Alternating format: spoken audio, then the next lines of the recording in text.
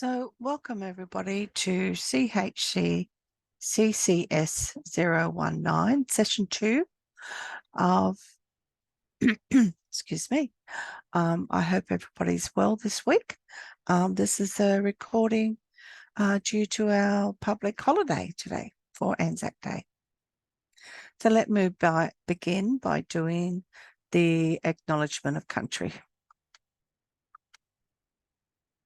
So in the spirit of reconciliation, Hayter Institute of Education acknowledges the traditional custodians of country throughout Australia and their connections to land, sea and community. We recognise Aboriginal and Torres Strait Islander peoples as the first inhabitants of this nation and the traditional custodians of the land on which we work, live and study. We express our gratitude for the sharing of this land, our sorrow for the personal, spiritual and cultural costs of that sharing, and hope that we may move forward together in harmony and in the spirit of healing. We pay our respects to all First Nations people and acknowledge elders past, present and emerging. Just remember our housekeeping, and just to remind you to be kind to yourself throughout the week. Make sure that you're taking some time out for rest, restore your brain, you have a bit of relaxation, have no thinking time, very good for you. And also that some of our content tonight may cause a warning for you that you feel anxious or worried about something. Please reach out to somebody, a relative or a friend, talk to them. And there's always Lifeline 131114. They'll talk to you about anything. They're great people. Okay, so tonight we're going to look at dealing with a crisis, emergency assistance, and the legislation and ethics around our practices and working with people during a crisis. So the strategies for dealing with immediate crisis. Some of our practices that have to be in play are around our communication skills. And we need to recognise and be familiar with strategies for dealing with the crisis by having reflective listening, and that's our strategy that helps the listener to check their understanding and helps a person to clearly see what they are saying. Checking in, reflecting back. Have I got that right? I think I heard you say. Now think about the enabling thoughts and thinking processes that go in a cycle so that the person feels that they can express their thoughts. So a support worker needs to help people see that there are possibilities to give them hope and break the cycle that's happening for them. Break those thoughts that are enabling the behaviour that's disrupting somebody's life.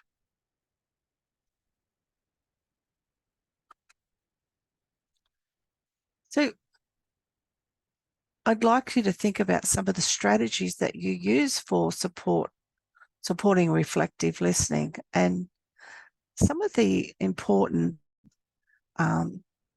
areas that we need to set up with conversations with our participants is that having a safe space for a conversation is really important, to be able to share thoughts and feelings, that they know that there'll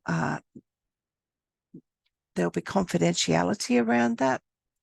Of course, taking into consideration that if they are risk of harm, that we have to do mandatory reporting, of course. When we're working with people, think about having enough time to go over the main topics. Sometimes people tell you a lot of information very quickly. look at some of the bigger issues there and put more emphasis and time into those. And you can go back to the smaller needs areas and then work through. So those first big main areas are the first big areas of action, first big areas of support.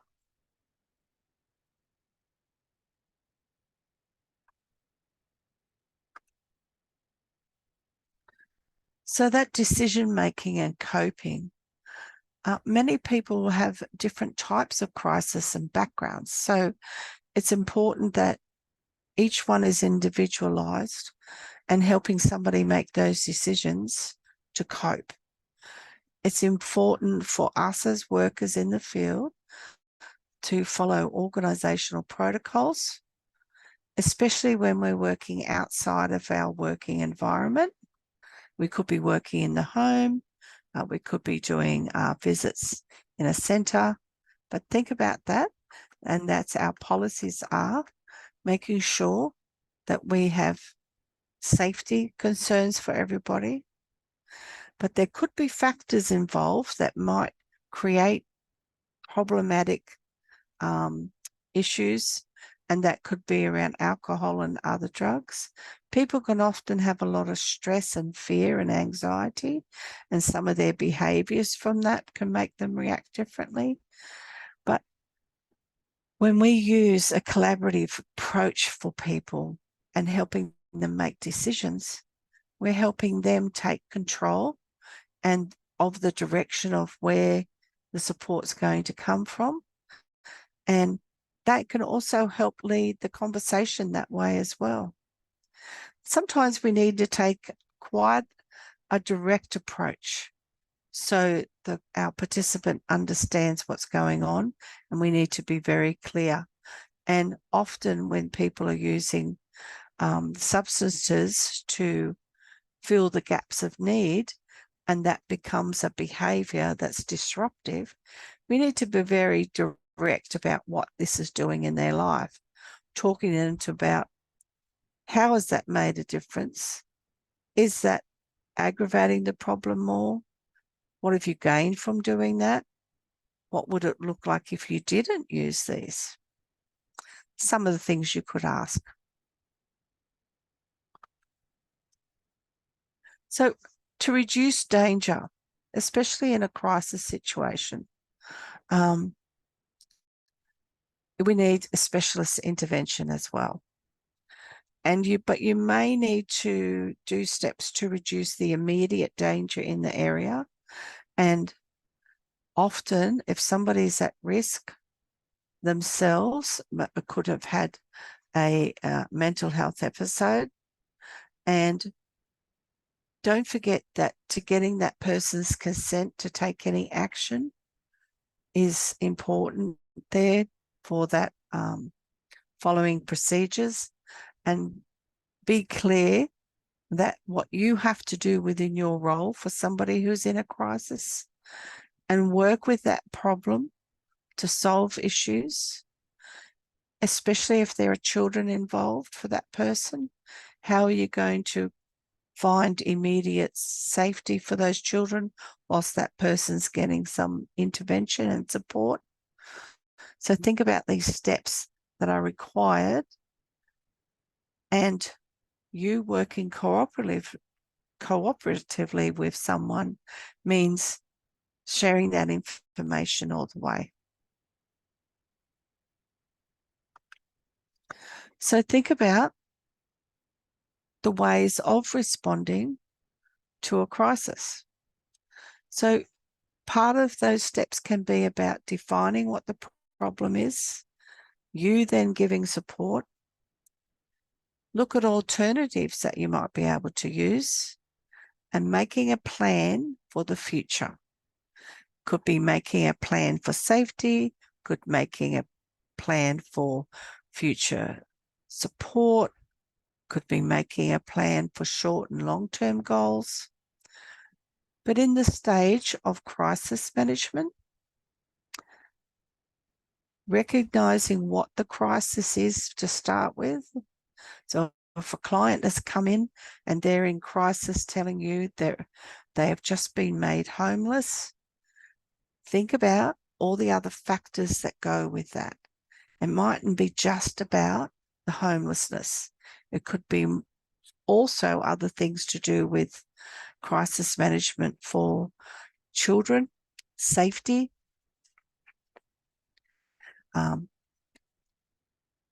transport, loss of all their belongings.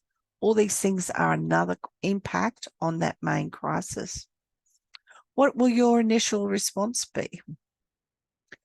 What will you do straight up? If somebody's come and told you that they've just been in a domestic violence situation and they've left the house and come to the service, your first interventions should be calling the police for a start. That's your initial response. Helping that person then feel safe, calm down, let them know that being supported is your second steps here.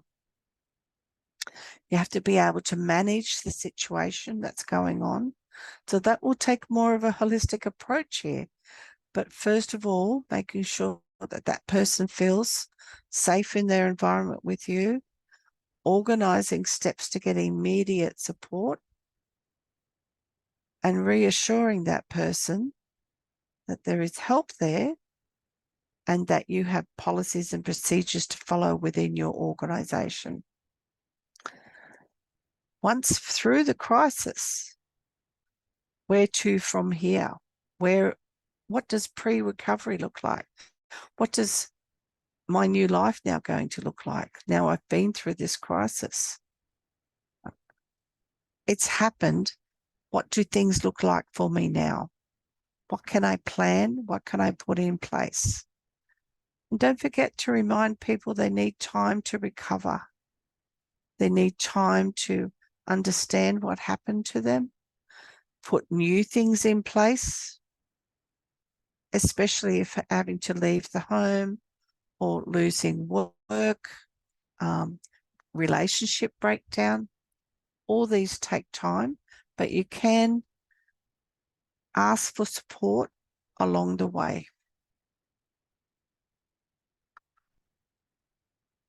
Our legal and ethical considerations as workers, that we have policies that guide our actions. And one of the main critical ones here for all workers is that privacy and confidentiality is about controlling access of information and ensuring no information or data is mishandled, and that we comply with the Privacy Act of 1988. This protects all personal information handled by businesses right across Australia. It's very good for you to understand what your specific role is in the organisation and when to refer clients onto other services and when to report situations that are outside of your scope of training. It's crucial to seek assistance here because that is not within your job role, not within your skill set. It's crucial to ask for support and have referrals. So think about mandatory reporting situations that are required when we're working with people as well. And some of those situations could be if somebody's come in and they've misused drugs or alcohol and they're behaving quite uncontrollably, you're going to need assistance straight away. Ambulance, police.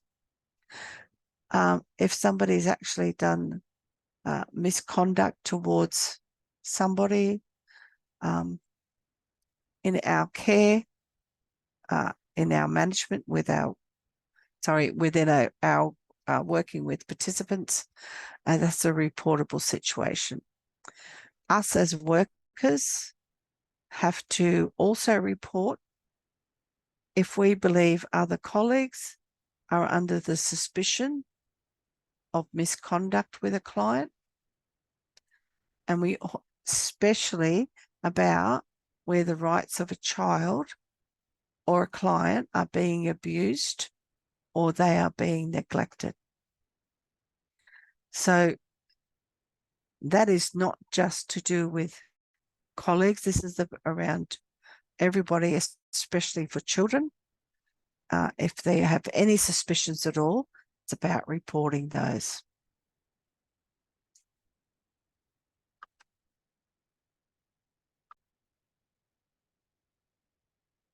When working with participants who are in crisis, our duty of care is to ensure that you are working within your role with clients and you report any areas of concern straight up to your supervisor, and if need be, calling the police.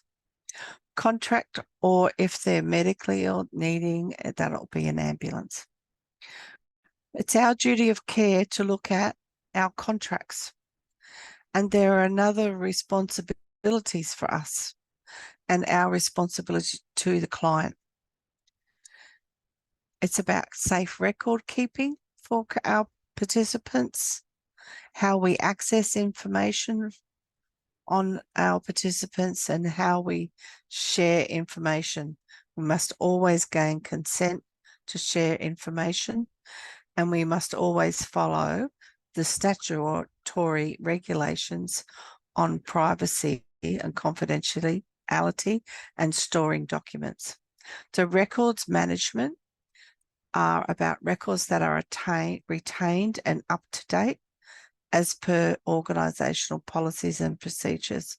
It's important when we're doing case notes that we have the correct information input, dates, times of events, and what sort of interventions we're putting in place. So what is mandatory reporting? What are the requirements? Let's have a look at this activity. We're going to look at the Victorian mandatory reporting requirements. And just one moment whilst I share my screen.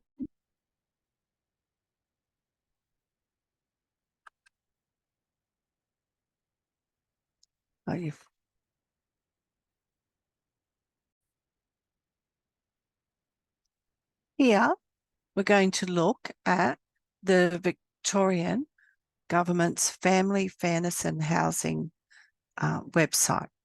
That is at providers.dffh.vic.gov.au mandatory/reporting. So let's have a look here of the requirements of reporting for Victoria. So what is mandatory reporting? It refers to the legal requirement of certain groups of people to report a reasonable belief of child physical or sexual abuse to child protection. Who are mandated reporters in Victoria?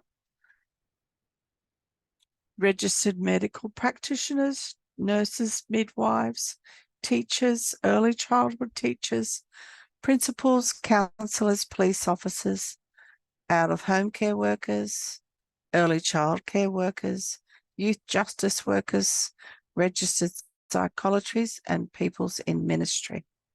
What are you required to do? So under the Child, Youth and Families Law Act, mandatory reporters must make a report to child protection.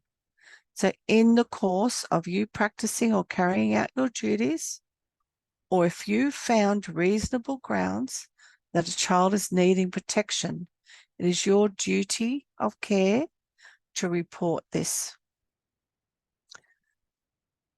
If you do not report this, there are penalties in place in the industry. It's very serious. It's a crucial part of our protection for people who are vulnerable. We are responsible to do this immediately. So what is a reasonable ground for the belief of understanding that you need to report and somebody is very unsafe, especially a child?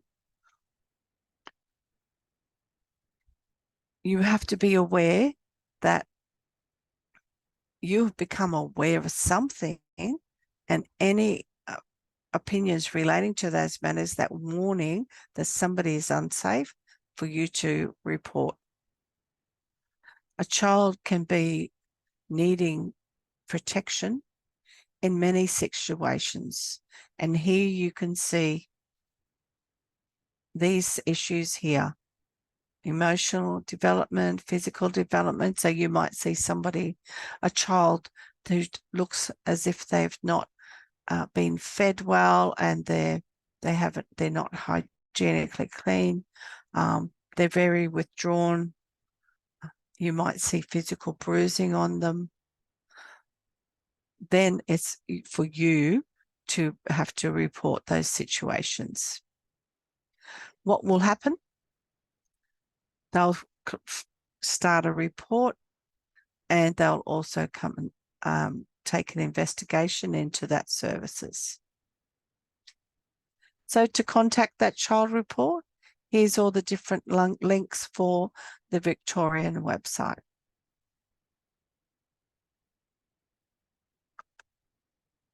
So as part of our work, you can see it's quite crucial the steps we take to ensure somebody's safety. So please, for all the learners, look at your state's requirements on mandatory reporting and keep a copy of that in your resources for future work. Our duty of care to people that we are supporting is crucial, especially in working in a crisis situation. We have codes of practice that design what our guidance and support will be. Each state has codes of practice for working with people who are in crisis from family violence, and each state have their own laws regarding to family violence. They also have specialists that work with people for harm or at risk prevention. So self-harm and suicide assessment tools exist in relation to self-harm. These include policies and procedures for safety issues that may exist because the person is at risk and other people could be at risk as well. Organisational policies exist in the workplace. They're there to guide you on your best practices and approaches here in crisis situations. Familiarise yourself with these. Ask for a copy. Make sure you read them. Keep that organisational policy there with you. Make a folder. Keep it on your desk. These are crucial steps to follow. Each organisation should do training with you as well as part of your induction and ongoing updates here. But understanding your steps is crucial for the participant as well as your safety. So for us to do our role, working within the limits of our job role, be clear about your role with participants. Understand that you have to make sure that people understand you have boundaries, you can't work out of it. We don't have friendships with our participants.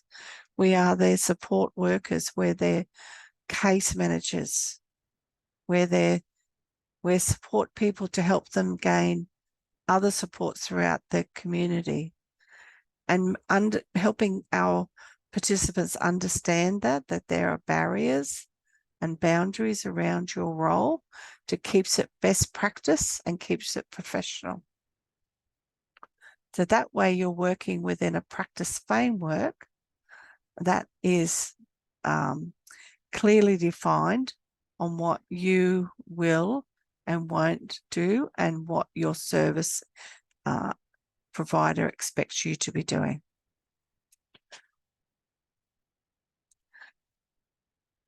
So you need to understand too that within our roles, we don't have all those skills. And our service might only deliver certain types of support systems. So knowing when to refer, knowing when to seek outside assistance for specialist care, but also knowing when to refer onto our supervisor, because the role of your supervisor is to help you discuss strategies, look at challenging situations and issues, and after that crisis has been dealt with, it's about reflecting on your work, your practice, and looking at developing different working strategies and procedures here and improving those along the way.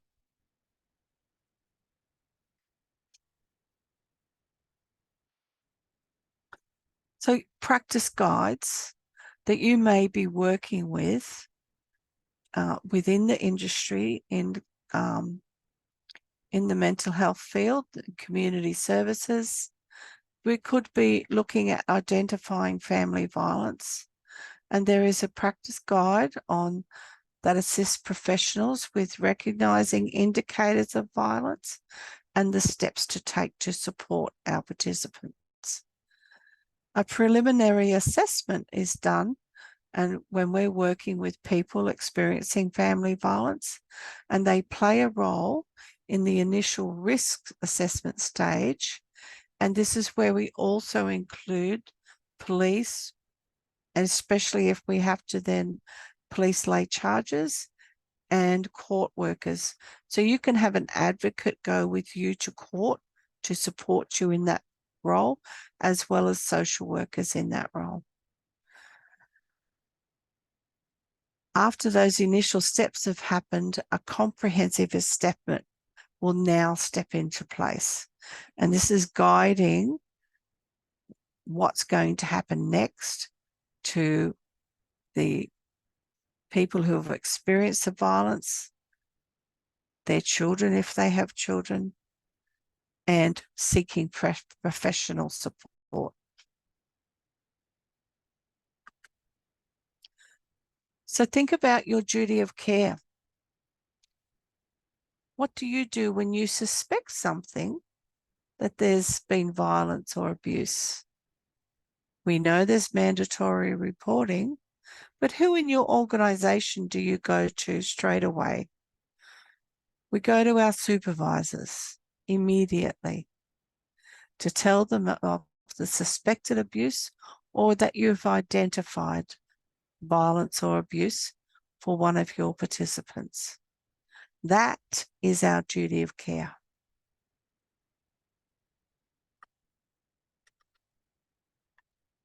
Now, I'd like you to do an activity here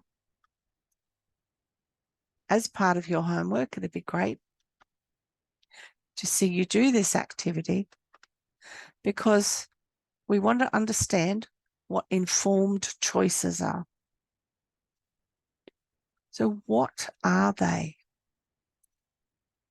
If you go and research what an informed choice is, keep that information. It's a great resource to have, because it gives you a better understanding of why we work this way, why we support people to have the most information to make choices for themselves. A reason or an informed decision is about a type of decision making that involves gathering as much relevant information as possible and then considering the options to those choices. This gives you greater control over outcomes and may lead to more successful results for your participants.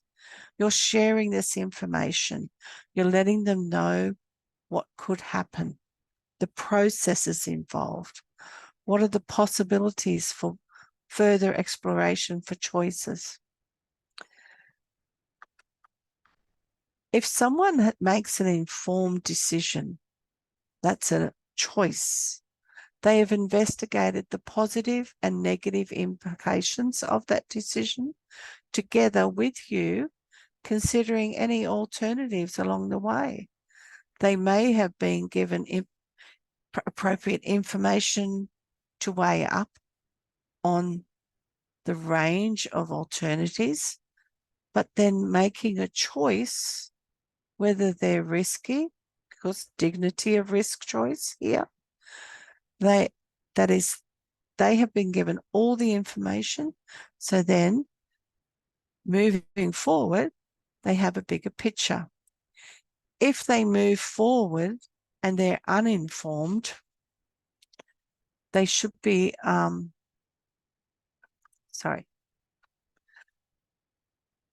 you have taken away their dignity and respect for who that person is. They're going to make choices that are not without knowing what is the full implication of their choice and what is an alternative, because they haven't been given enough information. This is part of your duty of care here to do this. We want to promote dignity for all people that we're working with, and they should be fully involved in that decision-making process unless they do not have the cognitive ability to understand, or for verbal speech. You might need interpreters, but if you have people who are in care and they need supportive decision-making, there will be powers of attorneys there for those people to support them, to help them still make those decisions. So there are a number of ways that you can help individuals make informed choices.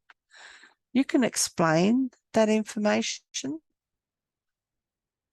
Find people who can share their experiences or other support, and ask another specialist worker, have they got more information on this? Support that participant to involve other friends or families because they trust them and they want them there along their journey. Use a method of communication that's receptive for the participant. You might need to use more visuals. You might need to use an interpreter service. You might need to have somebody do sign language. You might be able to use videos and recordings to be able to get information across, pamphlets. Lots of different ways to do this. Often an advocate is an additional support to help someone make a decision where they need extra support to understand their options. So if you were helping somebody to make and communicate an informed decision, you could support them to help make a decision by showing the person all the options and enabling them to point at something that they're wanting you to tell them about if they can't verbally communicate. Provide pictures as alternatives that they can identify. So, what right does an individual have when making choices? Choices can only be made if people have information. This is where we come in. Resources, resources, resources. If they know options, the risks involved, and possible implications from those choices, they can still make the choice that's right for them. This is informed choice. Some decisions are difficult even when a person has all the information they can. But we can help support them, have a look at consequences of choice. They might change their minds.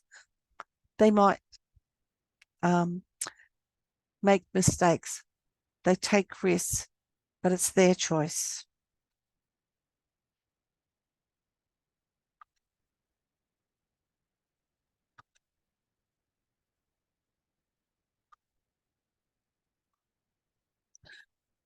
People have the right to receive information about support options, make a choice. It's all about choice. It's all about what suits their needs. And you as a worker also identifying any barriers here around that decision-making ability and seeking the best support for our participants. So some of the issues that may affect and be barriers for our participants to make choices could be the side effects of medication, alcohol and other drug use, or thoughts of self-harm, or trust issues. That participant hasn't built the trust with the service, with the worker, and it takes time. It takes time to build that relationship and trust. So you might have to work more before you're going to be able to start making, helping your client make more informed choices. For you, making those resources available are crucial. We go back to that stage, do it a bit more.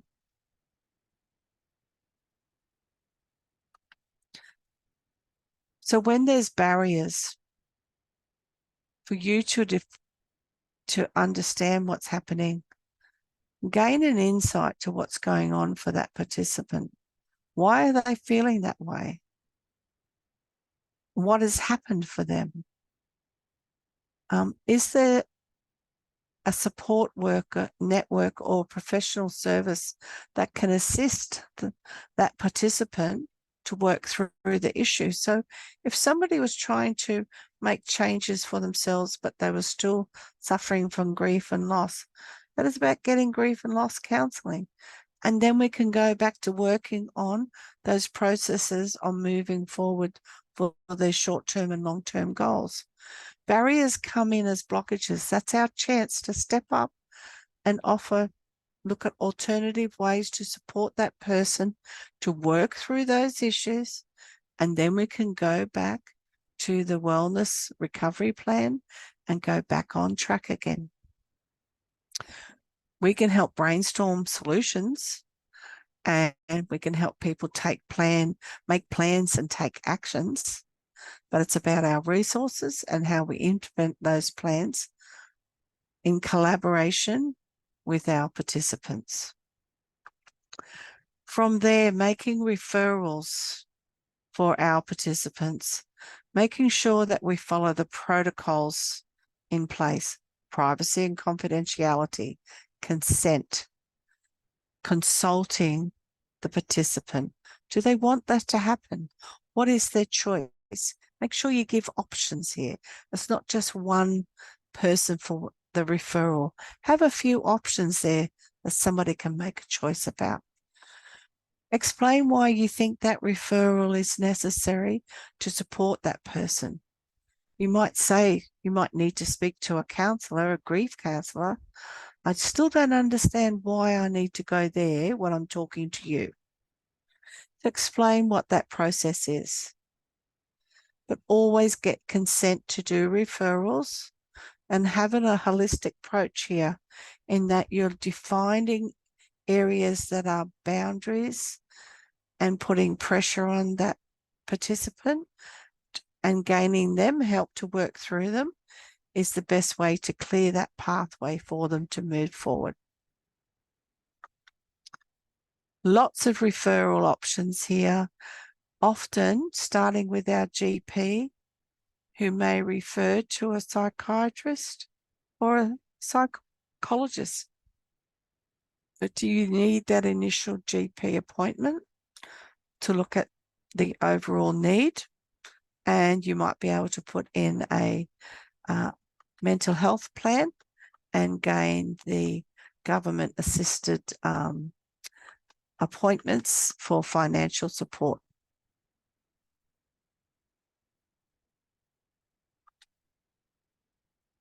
Don't forget there are counsellors for alcohol and other drug workers, and mental health workers, all within our wider variety of support systems in our communities.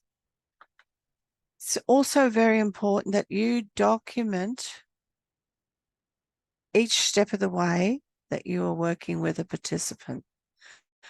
That might be on a computer, it might be hand notes, but they must all be stored confidentiality and privately. So that ongoing safety of those notes are very crucial, because it's our responsibility to ensure that reporting and documenting procedures are developed correctly, and that these plans should relate to the safety, support strategies, and follow-up actions that we have taken with our participants.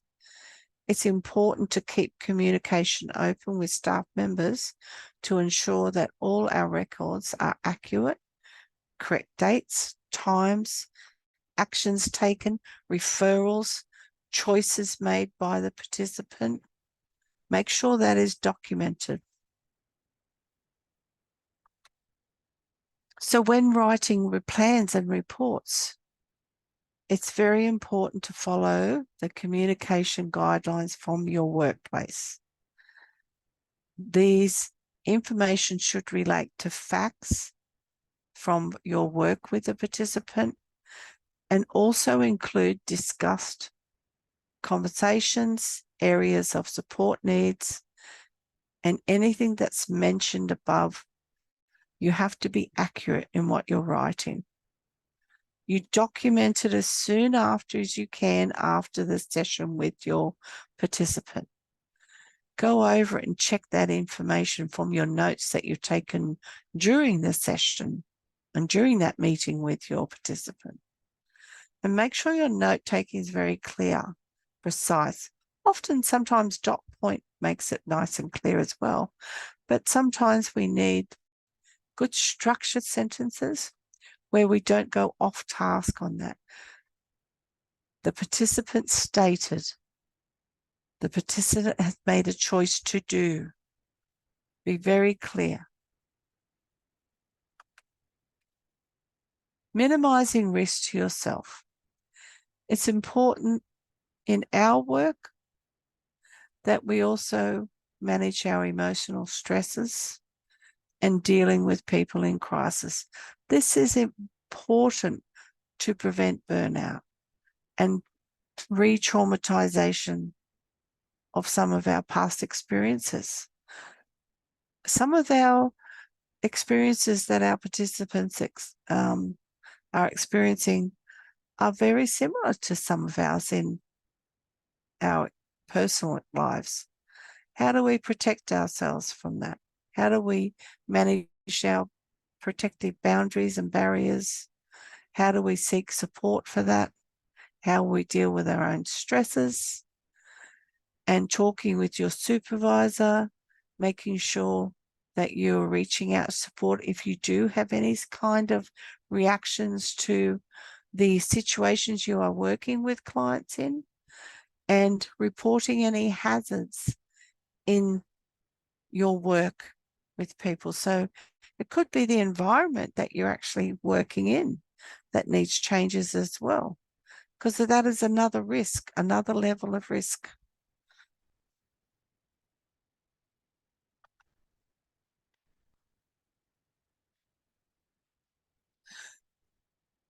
When you're communicating that information in your notes or to somebody, make sure that you are safeguarding that information.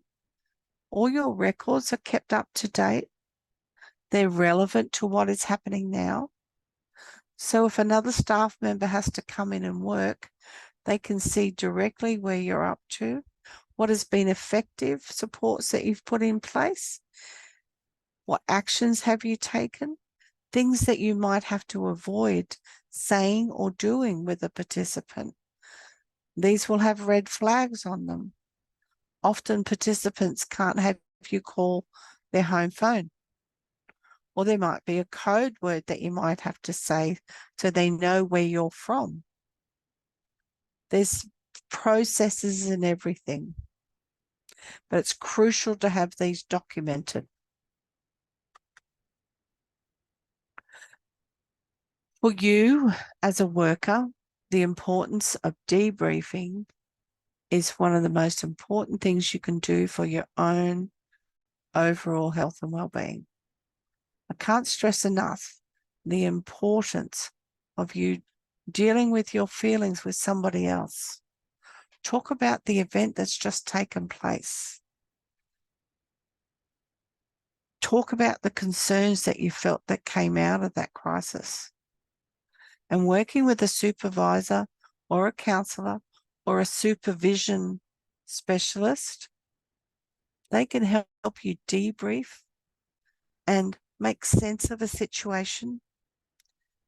You can talk about things that might have been a thought or a memory or a trigger that came back for you.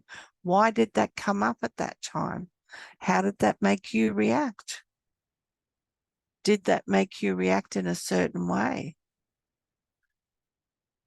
What could I do differently next time? How do I need to protect myself in these situations? How can I still work professionally knowing that I might have biases and I disagree with what the participant was doing or the choices they were making?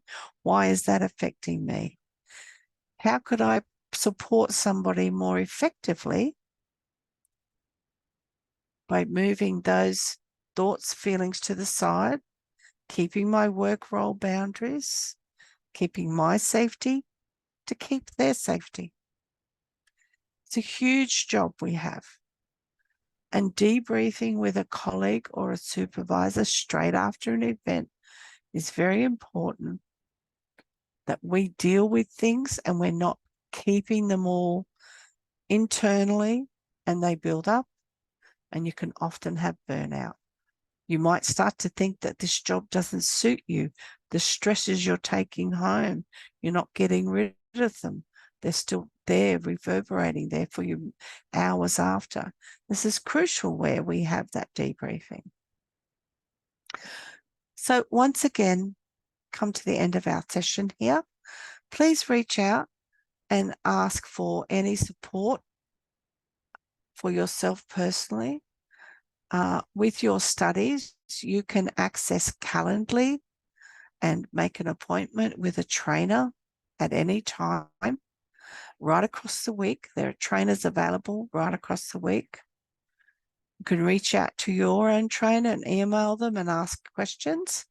But for some of those bigger questions that need unpacking and task work, reach out to a trainer and have a 30-minute session and really unpack what you're working on and have more of an idea so you can move forward. Okay. Happy learning, everyone, and stay safe, and we'll see you next week.